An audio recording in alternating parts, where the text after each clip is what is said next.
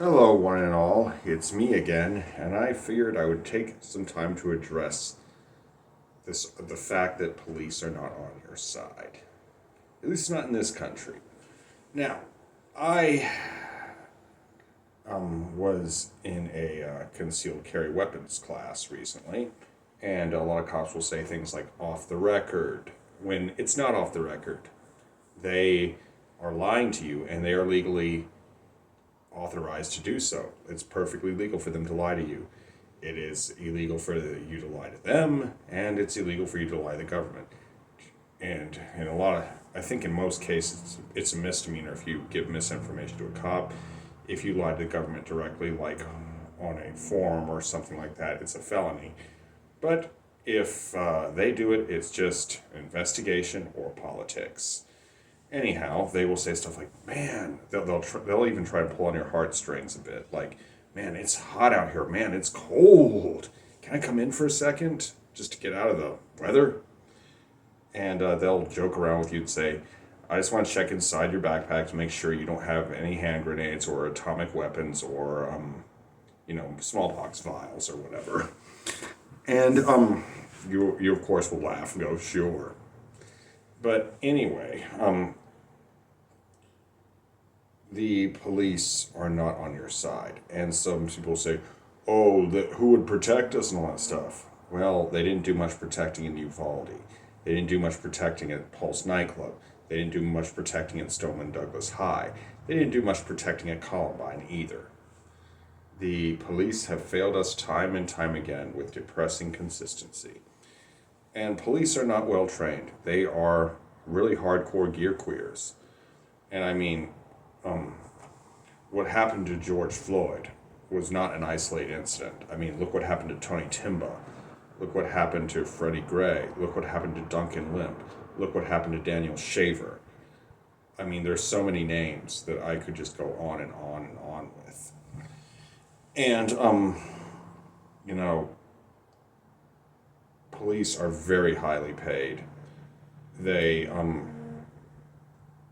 mean, in like where I was at in Nevada, that you could get like 50 or 60,000 a year starting out, and it's just they you don't have to go through that much education to get that, so it's a really good job, and it's not all that dangerous. I mean, being a trash collector is more dangerous.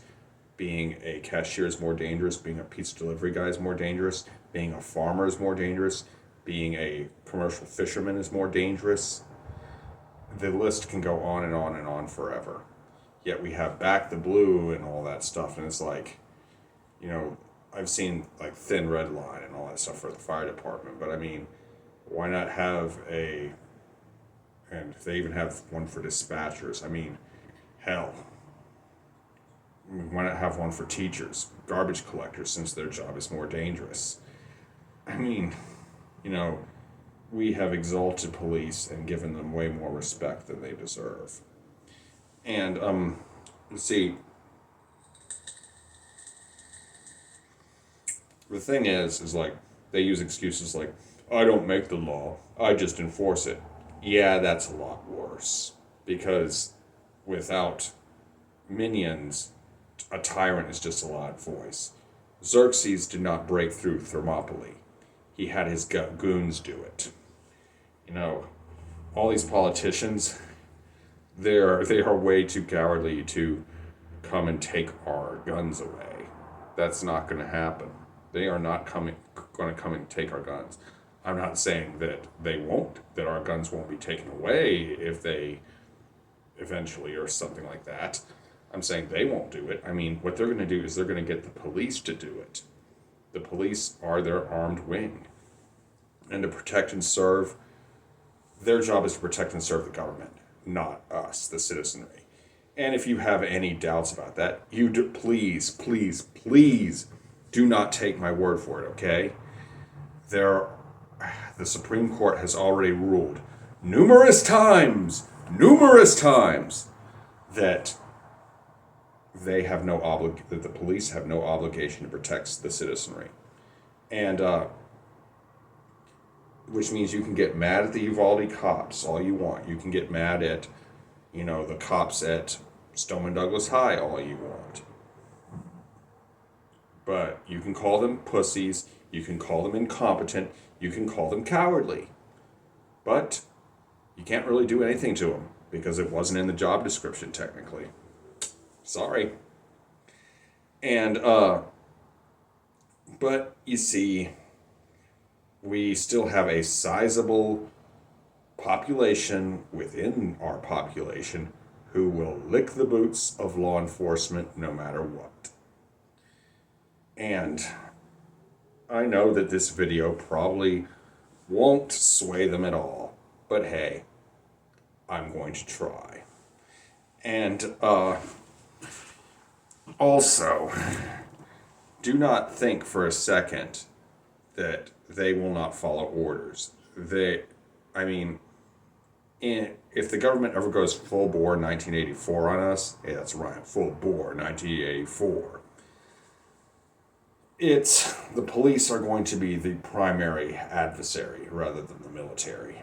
The military, I think, will be pretty bad, but the police will be a lot worse because the military has not been drumming it into their own heads for decades that they are at war with the population.